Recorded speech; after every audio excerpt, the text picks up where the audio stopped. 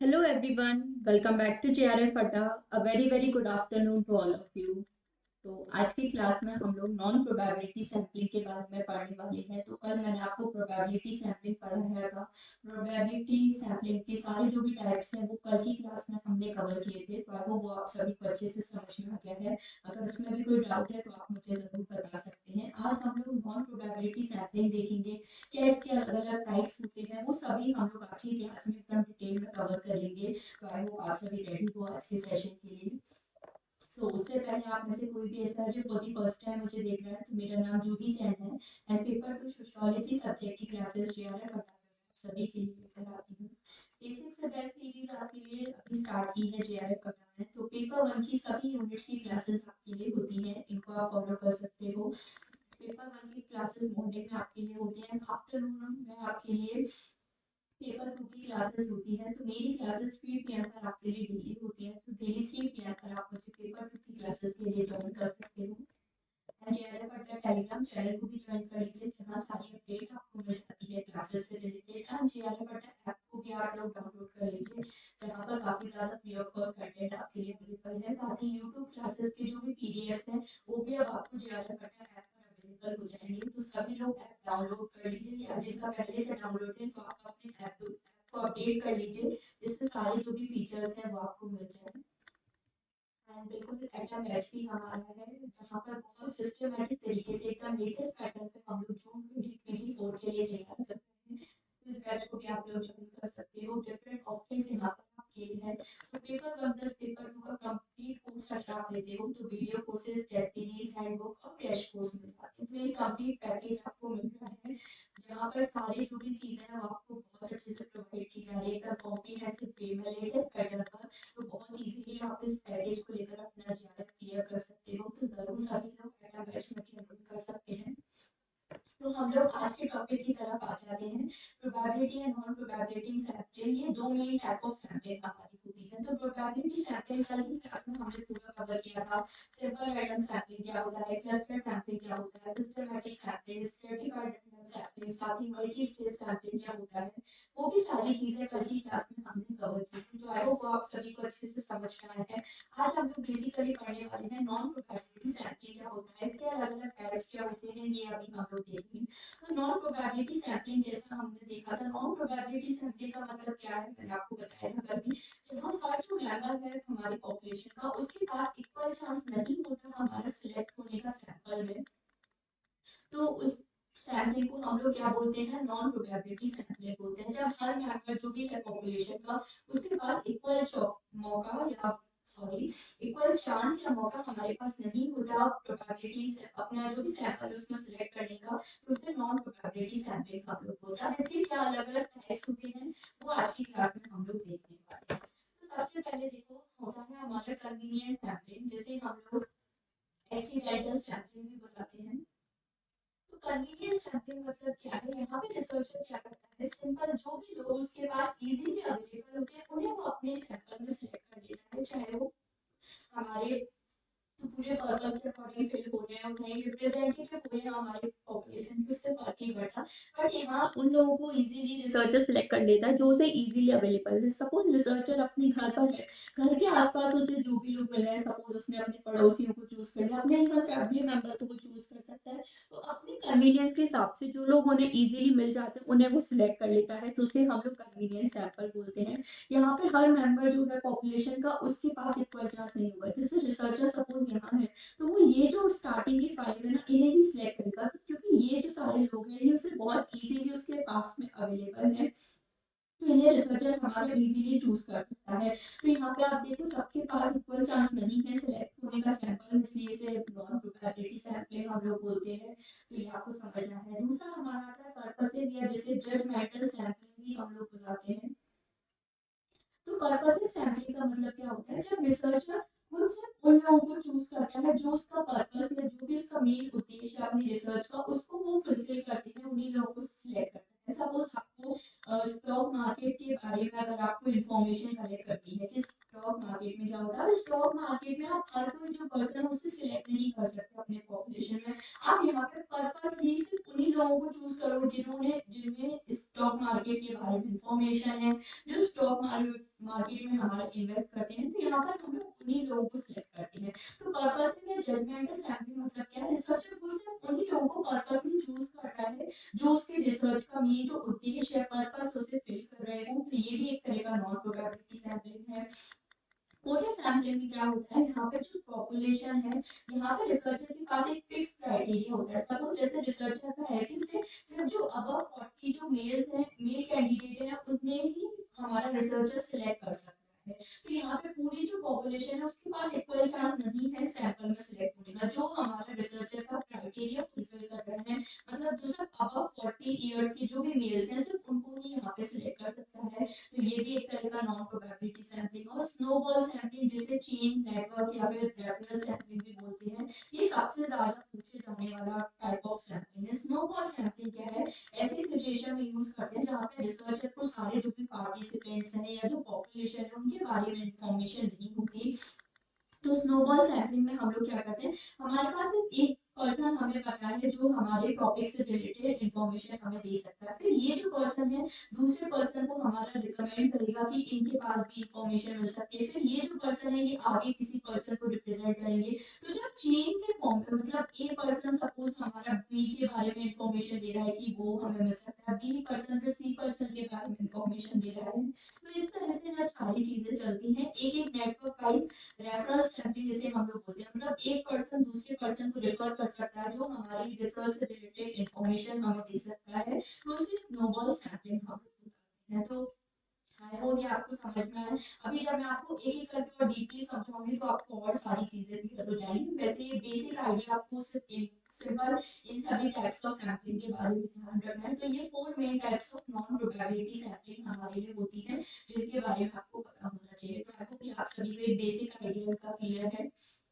कोई भी डाउट है तो आप लोग मुझे जरूर बता सकते हो। सबसे पहला देखो, कन्वीनियंस सैम्पलिंग हमारा आता है। तो जैसा मैंने बताया, जो लोग रिसर्चर के पास इजीली अवेलेबल है उनको यहाँ पर रिसर्चर सिलेक्ट करता है। तो जैसे हम लोग मान सकते हैं कि इस केस में रिसर्चर थोड़ा आलसी होता है, तो उसको अपने आसपास जो भी लोग इजीली मिल जाते हैं उनको वो सिलेक्ट करता है। सपोज वो अपने घर से बाहर निकला, घर के पास उसे 5 लोग मिल गए, तो बस उनसे ही डेटा उन्होंने कलेक्ट कर लिया। तो ये कन्वीनियंस सैम्पलिंग होता है कि आप अपनी मर्जी से बस जो लोग इजीली हमें अवेलेबल हैं उनको हम लोग चूज कर लेते हैं और उनसे डेटा कलेक्ट कर लेते हैं। तो इसे कन्वीनियंस सैम्पलिंग बोलते हैं। या फिर जैसा मैंने बताया, एक्सीडेंटल सैम्पलिंग भी इसे हमारा बुलाया जाता है, जहाँ पर रिसर्चर सिर्फ जो लोग इजीली उसके अवेलेबल है उनको वो चूज कर लेता है। तो ये भी एक तरह का नॉन प्रोबेबिलिटी सैम्पलिंग है, क्योंकि यहाँ पे सारी जो पॉपुलेशन है उनके पास इक्वल चांस नहीं है सैंपल में सिलेक्ट होने का। जैसे ये जो दूर रहने वाले लोग हैं, हो सकता है ये ज्यादा अच्छी इंफॉर्मेशन दे सकते हो, बट रिसर्चर इन्हें चूज ही नहीं करता क्योंकि ये बहुत ज्यादा रीच से बाहर है हमारे रिसर्चर के। तो यहाँ पे कई बार एरर के चांसेस भी हमें देखने को मिलते हैं। तो ये हमारा एक तरह से कन्वीनियंस या फिर एक्सीडेंटल सैम्पलिंग इसे हम लोग बुलाते हैं। तो देखो यहाँ पे हमें क्या लिखा है, कन्वीनियंस सैम्पलिंग में क्या होता है, ऐसे यूनिट्स को हम लोग सिलेक्ट करते हैं जो इजीएस्ट होते हैं, जो सबसे आसान होता है रिसर्चर के लिए चूज करना, जो उन्हें इजीली अवेलेबल हो जाते हैं। जैसे ज्योग्राफिकल प्रॉक्सिमिटी, मतलब जो लोग आप उसके बिल्कुल पास में रहते हैं उन लोगों को वो सिलेक्ट करता है। या फिर जिन लोगों के पास टाइम हो या जो कोई पार्टिसिपेट करना चाह रहे, इजीली जो लोग हमारे रिसर्चर को यहाँ पे मिल जाते हैं, उसे कन्वीनियंस या फिर कई बार एक्सीडेंटल सैम्पलिंग भी से हम लोग बुलाते हैं। तो ये सिंपल मीनिंग है कन्वीनियंस सैम्पलिंग का। आई होप ये आपको समझ में आ गया है। अब नेक्स्ट हमारा आता है पर्पसिव सैम्पलिंग। तो पर्पसिव सैम्पलिंग में भी देखो यहाँ पे मैंने एक पिक्चर लिया है। पर्पस में क्या है, रिसर्चर उन लोगों को ही सिलेक्ट करता है जो उसका उद्देश्य फुलफिल कर रहे हैं। जैसे आपका मेन एम यहाँ पे क्या था कि आपको 5 हैप्पी इमोजीज चूज करने हैं। तो आपके सभी जो पॉपुलेशन है उनके पास इक्वल चांस नहीं है, क्योंकि सभी यहाँ पर हैप्पी इमोजीज नहीं दिख रहे हैं। तो यहाँ पे रिसर्चर क्या करेगा, सिर्फ 5 लोगों को चुनेगा जो एक तरह से हैप्पी इमोजीज हैं उनको ही यहाँ चूज कर सकता है। मतलब वो अपना पर्पस जो उद्देश्य है उसके अकॉर्डिंग यहाँ पे चूज करता है। तो ये भी एक तरह का नॉन प्रोबेबिलिटी सैम्पलिंग है। जैसे जजमेंटल, रिसर्चर खुद मतलब लोगों के बीच में डिस्क्रिमिनेशन कर रहा है, जज करके लोगों को फिर उन्हें अपने सैंपल में सिलेक्ट कर रहा है, तो इसलिए जजमेंटल सैम्पलिंग भी से हम लोग बुलाते हैं।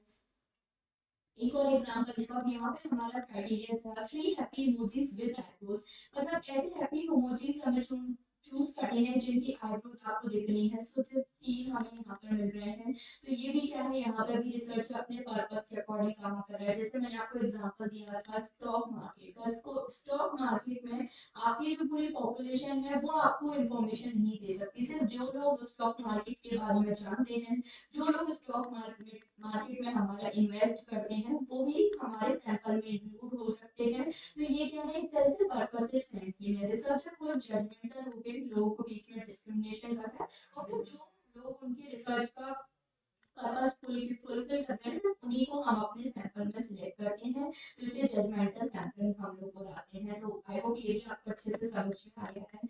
तो पर्पसलेस सैंपलिंग में हम लोग क्या करते हैं, उन्हीं यूनिट्स को सिलेक्ट करते हैं जिनके पास ऐसे कैरेक्टरिस्टिक्स हो, ऐसी विशेषता हो जो हमें हमारे सैंपल में जरूरत है। तो ऑन पर्पस किसी उद्देश्य जब हम किसी लोगों को सिलेक्ट करते हैं अपनी रिसर्च में, तो उसे पर्पस या फिर जजमेंटल सैंपलिंग भी हम लोग बुलाते हैं। ये सिंपल मीनिंग है, ये आप लोगों को ध्यान रखना है। अब हम लोग बात करें कोटा सैंपलिंग हमारा क्या होता है, तो ये आप लोगों को ध्यान से समझना है। कोटा सैंपलिंग में क्या होता है, हम ऐसे लोगों को सिलेक्ट करते हैं जो हमारा क्राइटेरिया है, हमारे रिसर्च का क्या क्राइटेरिया है, उसको जब कोई हमारा फुलफिल कर रहा हो, जैसे पूरी पॉपुलेशन। अब आपका कोटा यहाँ पे या क्राइटेरिया कि आपको सिर्फ उन्हीं लोगों को चुनना है जो अबव 40 हो, मतलब 40 साल की उम्र से ज्यादा हो, और मेल्स हो, सिर्फ उन्हीं लोगों को अपने सैंपल में सिलेक्ट कर सकते हो। मतलब यहाँ पे पूरी जो पॉपुलेशन है, हर किसी के पास इक्वल चांस नहीं है कि वो सैंपल में सिलेक्ट हो सकता है। तो ये क्या है, एक तरह का नॉन प्रोबेबिलिटी सैंपलिंग है। जैसे यहाँ पे देखो, हमारा क्राइटेरिया था कि हमें सिर्फ अबव 40 मिनट्स, तो हमने सिर्फ उन्हीं लोगों को यहाँ पे सिलेक्ट किया जो 40 साल के ऊपर के हैं, सिर्फ उन्हीं लोगों को यहाँ पे आप सिलेक्ट कर सकते हो। तो इसे कोटा सैंपलिंग हम लोग बुलाते हैं। जैसे फीमेल्स भी हैं यहाँ पे 40 साल की, बट वो आपके क्राइटेरिया के अकॉर्डिंग नहीं आती, तो उन्हें आप सिलेक्ट नहीं कर सकते। तो ये हमारा कोटा सैंपलिंग होता है। तो ये भी आप लोग को ध्यान रखना है। ये बहुत बेसिक बेसिक मीनिंग है, तो आई होप ये सारे आपको समझ में आ रहे हैं। कोई भी कंफ्यूजन है तो आप मुझे जरूर बता सकते हो। तो कोटा सैंपलिंग में हम लोग क्या करते हैं, एक पूरी लिस्ट प्रिपेयर करते हैं कि कौन कौन से लोग हैं जो हमारी कैटेगरी को बिलोंग करते हैं। तो यहाँ पे जैसे सपोज आपके कोटे में आपने डिसाइड कर लिया कि 4 लोग हैं वो आपको सिलेक्ट करने हैं। हो सकता है ये जो पूरी पॉपुलेशन इसमें से 10 लोग ऐसे निकल के आए जो 40 साल से ऊपर के और जो मेल्स हो, बट रिसर्चर यहाँ पे क्या करता है, ये जो 10 लोग हैं इनमें से भी सिर्फ उसका सैंपल का क्राइटेरिया था कि सिर्फ 4 ऐसे लोगों को सिलेक्ट करना है जो 40 साल से ऊपर के हो और जो मेल हो। तो यहाँ पर भी रिसर्चर क्या करता है कि अपनी मर्जी से वो चुनता है, तो उसका बायसनेस यहाँ पे होता है। सबके पास इक्वल चांस नहीं होता सिलेक्ट होने का, तो इसलिए इसे हम लोग नॉन प्रोबेबिलिटी सैंपलिंग बोलते हैं। कोटा सैंपलिंग का कीवर्ड है यहाँ पे, आपको एक जो क्राइटेरिया है अपना वो फुलफिल करना होता है, मतलब एक बेंचमार्क आपने सेट कर दिया कि ये फीचर आपका जो भी सैंपलिंग यूनिट है उसमें हमारा होना चाहिए, तभी उसे आप सिलेक्ट कर सकते हो। तो ये हमारे यहाँ फुलफिल होना चाहिए। तो ये कोटा सैंपलिंग में होता है। तो आई होप ये भी आप सभी को अच्छे से क्लियर है। तो यही हमारा लिखा हुआ है यहाँ पे। ऑब्जेक्टिव क्या है कि आपको जो प्रपोर्शनल कोटा है, मतलब कितने नंबर का ऐसे लोगों को सिलेक्ट करना है जो आपका क्राइटेरिया फुलफिल कर रहे हो, तो उन्हीं को चूज करना हमारा यहाँ पे मेन उद्देश्य होता है। यहाँ पे researcher free to choose respondent, मतलब रिसर्चर अपनी मर्जी से किसी भी लोगों को सिलेक्ट कर सकता है जो उसका क्राइटेरिया फुलफिल कर रहे हो। तो इसे हम लोग कोटा सैंपलिंग बुलाते हैं। बहुत ईजी है, ध्यान से समझोगे, एग्जाम्पल की हेल्प से समझोगे, एक दो बार रिपीट करके ध्यान से सुनोगे देखोगे, बहुत इजीली क्लियर हो जाएगा। कुछ भी कंफ्यूजन करने की जरूरत नहीं है इसमें। अब लास्ट आ जाता है स्नोबॉल सैंपलिंग, जिसे चेन या फिर नेटवर्क सैंपलिंग भी हम लोग बुलाते हैं। तो ये हमारा पर्टिकुलरली ध्यान रखना है, हार्ड टू रीच ऑडियंस के केस में यूज होता है। हार्ड टू रीच मतलब ऐसी सिचुएशन में हम लोग स्नोबॉल सैंपलिंग को यूज करते हैं जिस सिचुएशन के बारे में हमें ज्यादा इन्फॉर्मेशन नहीं हो, या जहाँ पे हमें नहीं पता होता कि कौन से लोग हैं जो हमें करेक्ट इन्फॉर्मेशन प्रोवाइड कर सकते हैं। तो वहाँ पे हम लोग स्नोबॉल सैंपलिंग अक्सर यूज करते हैं। तो जैसे एग्जांपल हम लोग ले सकते हैं ड्रग्स के बारे में।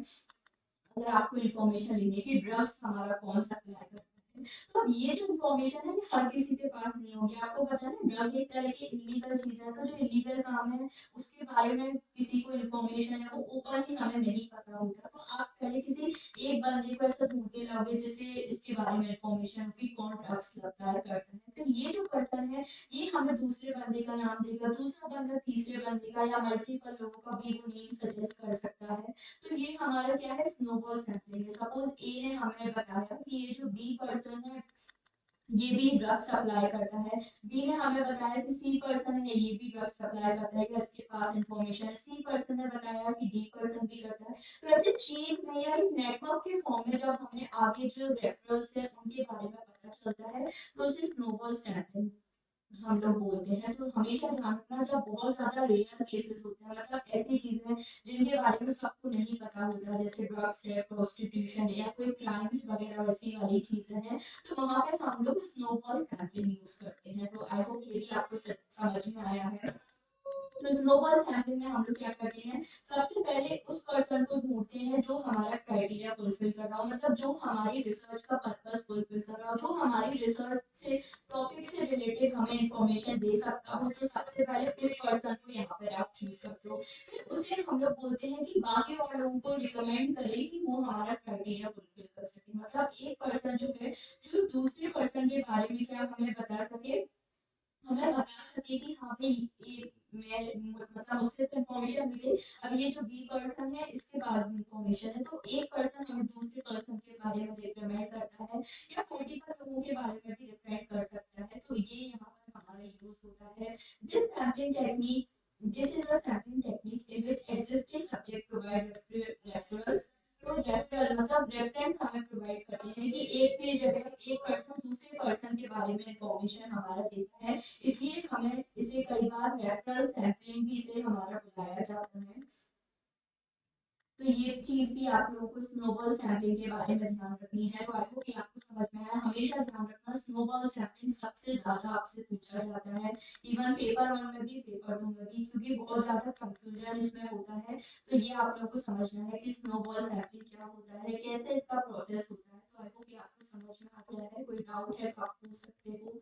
स्नोबॉल सैंपलिंग जैसा मैंने बताया स्पेशली वहां यूज होता है जहाँ जो पॉपुलेशन इनएक्सेसिबल हो या हार्ड टू फाइंड हो या ऐसे लोग हो जिन तक हम खुद पहुंच नहीं सकते या जिनके बारे में जिन्हें ढूंढना मुश्किल होता है वहां पे हम लोग मोस्टली जो स्नोबॉल सैंपलिंग है वो यूज करते हैं। इसे एक तरह से चेन सैंपलिंग नेटवर्क सैंपलिंग या जैसा मैंने बताया रेफरल सैंपलिंग के नेम से भी इसे हम लोग जानते हैं। तो ये अलग अलग नेम्स है ये भी आपसे पूछ लिए जाते हैं तो फिर हम लोग कंफ्यूज हो जाते हैं। तो जिनके मैंने आपको अलग अलग नेम्स बताए हैं वो भी आप लोगों को ध्यान रखने हैं क्योंकि इसी तरह के क्वेश्चन आपसे पूछे जाते हैं। तो ये आपको ध्यान रखना है।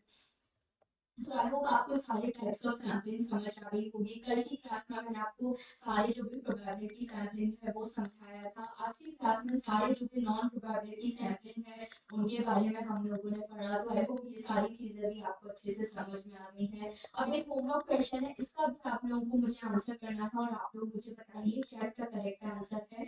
तो ये आप लोग को ध्यान रखना है जिससे मुझे समझ आए कि आपको ये टॉपिक समझ आया है नहीं। तो सभी लोग मुझे होमवर्क क्वेश्चन का आंसर जरूर कमेंट करके बताइए। और अगर किसी में आपको डाउट है बहुत ज्यादा कंफ्यूजन हो रहा है क्योंकि सिमिलर चीजें हैं तो मेरा सजेशन यही है क्लास को रिपीट करके आप जरूर देखना तो जिससे आपको समझ आएगा कि क्या डिफरेंस है। अगर आप एक दो बार देखोगे तो ऑटोमेटिकली आपको सारी चीजें क्लियर हो जाएंगी। फिर भी अगर आपको कोई डाउट आता है तो बिल्कुल कमेंट सेक्शन आप सभी के लिए ओपन है। कमेंट्स में ज़रूर पढ़ती हूँ आप लोगों के तो कमेंट हमेशा ज़रूर किया करो। अगर कोई भी डाउट है तो वो भी आप बता सकते हो या कोई भी आपको क्लासेस अच्छी लगी है तो वो भी ज़रूर बता दिया करो। आप ये जो सैम्पलिंग टॉपिक हमने पढ़ा जो भी प्रोबेबिलिटी नॉन प्रोबेबिलिटी सैम्पलिंग के बारे में हमने पढ़ा अब जो इम्पोर्टेंट चीज़ आती है कि मैम इससे क्वेश्चंस हमारे कैसे बनते हैं तो वो कल की क्लास में मैं आपको बताने वाली हूँ जहाँ लाइव में आपको सारे क्वेश्चंस हैं सैम्पलिंग से रिलेटेड वो सारे सॉल्व कराऊंगी। तो ये हम लोग अच्छे से पढ़ने वाले हैं तो इसलिए मैंने आपको ये क्लास प्रोवाइड की है कि पहले आप थ्योरी अच्छे से समझ लो तभी आप क्वेश्चन सॉल्व कर पाओगे। तो क्वेश्चन हम लोग कल की क्लास में सॉल्व करेंगे। तो आप लोगों को पहले ये जो क्लासेस हैं दोनों प्रोबेबिलिटी और नॉन प्रोबेबिलिटी सैम्पलिंग की ये आपको देखनी है जिससे क्वेश्चन आप समझ पाओ। तो क्वेश्चन हमारे कैसे बनते हैं आपको क्या है सिचुएशन आपको क्वेश्चन में एक सिचुएशन दे दी है कि ये सिचुएशन है ये मेथड यहाँ पे हमारा यूज है। तो आपको बताना है कि कौन सा मेथड हमने यहाँ पे यूज किया है, या आपको कोई भी सिचुएशन दे दी और आपसे पूछा जाएगा कि इस सिचुएशन में कौन सा सैम्पलिंग मेथड बेस्ट हमारे लिए यूज करना रहेगा, वो सारी चीजें, या सैम्पलिंग के अलग अलग टाइप्स हैं, उसके जो भी फीचर्स हैं उसके बेसिस पे एमएस और कैट भी हमसे पूछे जा सकते हैं। तो इस तरह के क्वेश्चंस बनते हैं। तो कल जब मैं आपको क्वेश्चन सॉल्व कराऊंगी तो आपको सारा भी जो टॉपिक है वो अच्छे से समझ आएगा, इसके क्वेश्चंस कैसे बनते हैं, तो प्रीवियस ईयर क्वेश्चंस, एमसीक्यूज, ये सभी आपको पता है, मैं आपको कराती हूँ हर टॉपिक से रिलेटेड। तो ये भी कल मैं आपको कराने वाली हूँ, तो ये आप अच्छे से समझ सकते हो। तो आई होप सैम्पलिंग का टॉपिक आपको समझ आया होगा। अगर तरीका अच्छा लगा हो, पिक्चर्स की हेल्प से जब भी हम चीजें समझते हैं तो वो बहुत ज्यादा इजी होता है हमारे लिए मेमोराइज करना, उन्हें याद करना, समझना। तो इसलिए मैंने सारे पिक्चर्स की हेल्प से, एग्जाम्पल्स की हेल्प से सारी चीजें आपको समझाई हैं। तो आई होप ये आपको समझ में आया है। तो सभी लोग मुझे कमेंट करके बताएंगे कि आपको क्लासेस कैसी लगी, और क्वेश्चन कैसे सॉल्व करते हैं उसके लिए सभी लोग जरूर कल की लाइव क्लास अटेंड करेंगे। और हम लोग, जो भी आपका डाउट है वो भी आप मुझे कमेंट सेक्शन में बता सकते हो। तो ये सारी चीजें भी हम लोग फिर मैं आपको एक्सप्लेन करूंगी कल की क्लास में। और गुड न्यूज भी आप सभी के लिए है, आप सभी जानते हो। मैं यहाँ पर लिख देती हूँ। गुड न्यूज है, मैंने जैसा आप सभी को बताया था, दिल्ली में पूरी जेआरएफ अड्डा का जो टीम है उसका मीटअप होने वाला है। तो आप सभी भी बिल्कुल उसके लिए हमारे इनवाइटेड हैं। तो सभी का तहे दिल से स्वागत है। सभी लोग आइए दिल्ली में। और हम तो हमारी डेट भी फाइनल हो चुकी है। सो 24 फेब को दिल्ली में हमारा मीटअप होने वाला है। तो सभी लोग आइएगा जरूर, जहाँ पे हम लोग अच्छे से, आप पूरी जेआरएफ अड्डा टीम है उससे मिल सकते हो, कैसे जो भी लोग हैं जिनका क्वालिफाई हुआ है, नहीं हुआ है, सभी लोग इस इवेंट में हमारे आ सकते हैं। तो वीडियो के नीचे आपको कमेंट सेक्शन में गूगल फॉर्म मिलेगा, उसे जरूर सभी लोग फिल कर देना। जो भी लोग आ रहे हैं या नहीं आ रहे हैं जरूर फिल कर देना, जिससे हमें पता चले कि कितने लोग आ रहे हैं। तो उस अकॉर्डिंग अरेंजमेंट्स आपके लिए किए जाएंगे। तो जरूर सभी लोग इस मीटअप में आइए। पूरे जेआरएफ अपने टीम से आपको मिलने का मौका मिलेगा। साथ ही बहुत सारी अमेजिंग चीजें भी आपके लिए वहाँ प्लान की जा रही हैं। तो इस अपॉर्चुनिटी को बिल्कुल भी मिस मत कीजिए। अगर आप मुझसे या पूरी जेआरएफ टीम से, सभी टीचर्स से अगर आप मिलना चाहते हो तो दिल्ली में 24 फेब को सभी लोग जरूर आइएगा। तो वहाँ पर हम लोग अच्छे से मिलेंगे, अच्छे से तैयारी करेंगे, स्ट्रेटेजी भी आपको बहुत सारी चीजें बताएंगे, फन भी बहुत सारा वहाँ पे होगा। तो अतिथि मान है तो फन तो जरूर होगा। तो जरूर सभी लोग आइएगा। एंड आज की क्लास आपकी कैसी लगी वो भी मुझे कमेंट सेक्शन में आप लोग बता सकते हो। सो आज के लिए बस इतना ही, मिलते हैं कल हमारे सैम्पलिंग के क्वेश्चन प्रैक्टिस सेशन में। सो आज के लिए बस इतना ही। Thank you so much for joining this session.